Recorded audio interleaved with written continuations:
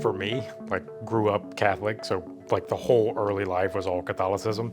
Had a brother that was Pentecostal and my dad was Baptist, so we kind of had this very like diverse spectrum of religion. But church was always kind of like a weekend thing. Like it never felt like the people that I was surrounded with, like church was a part of their life. It was like, oh, we have to go to church on Sunday. So it was more like a obligation as opposed to what it probably should have been.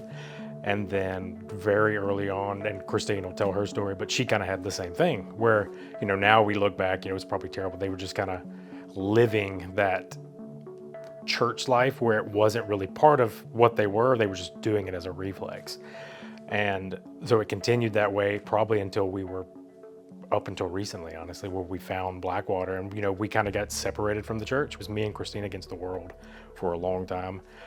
When we were in high school, we were the pair because we were always together. We've been together for almost like 20 years. So it's been a long time that we've been dating. Very young, started, and then got married and all that. For the longest time, it was just me and her. So we got to the point where I feel like both of us kind of recognized that we needed a little bit more because we'd been so closed off, and never would have thought church would have been the answer to that. But it seems like here at Blackwater, like she joined first, she met these lovely ladies that, that surrounded her and made her feel really loved. And then I saw it and I was like, man, maybe this is what we're missing. Maybe this is that thing. And so we just kind of threw ourselves into it and, haven't really looked back, and it's been an exceptional experience.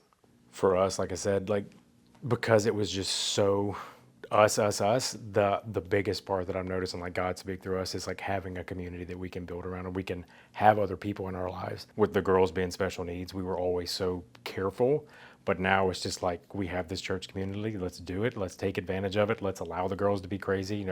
Chris and everyone has told us just bring them. Let them. The first day we brought Elliot to the table service, ran up to the front, took the microphone from Rachel and just started talking. And for us, like initially, that would have been like, oh my goodness, that's the most terrifying thing ever. But there was no like reaction. It was fun. Everybody enjoyed it. And it's the biggest thing for like our relationship, I think, is to have that community aspect, have God very present in our lives, and to build on that and have people around us that also support us. Because from like the past, our families have not always been super supportive. So we have trauma associated with that. And seeing all these like just loving people who unconditionally love my wife, love me and welcome me, and love my kids is the most beautiful thing. And I think that's God's way of working in our life right now. I know there's a men's group right now that meets, but it's like early in the morning. And so like we talked about, like having another like group of men that just kind of come together and like talk and conversate and just kind of, learn about each other's lives and kind of still building that community aspect, which is something that I definitely think was missing a big part of my personal life and then my relationship. And so just having something like that to fall on and grow in, I think it was Chris, I can't remember who asked me if there was like anything I wanted to do, and he mentioned like yard work. I was like, look, I'll be honest, it's not my passion. My wife will tell you, she has the toolbox in the house. I just bring her the tools. So I'm not the most mechanically gifted, but I'll try anything. So I'm just looking to anything and everything. There's nothing that I'll say no to as far as this stuff. I would say just do things that you're uncomfortable with. Like for me, like this is uncomfortable, but it was, like just kind of go for it. Don't let fear and anxiety kind of like rule and take over your life. So I've had to do a lot of personal growth with that and just kind of let things happen, let God do his way, and you just make sure that you follow and stay on course with it. So just make the leap.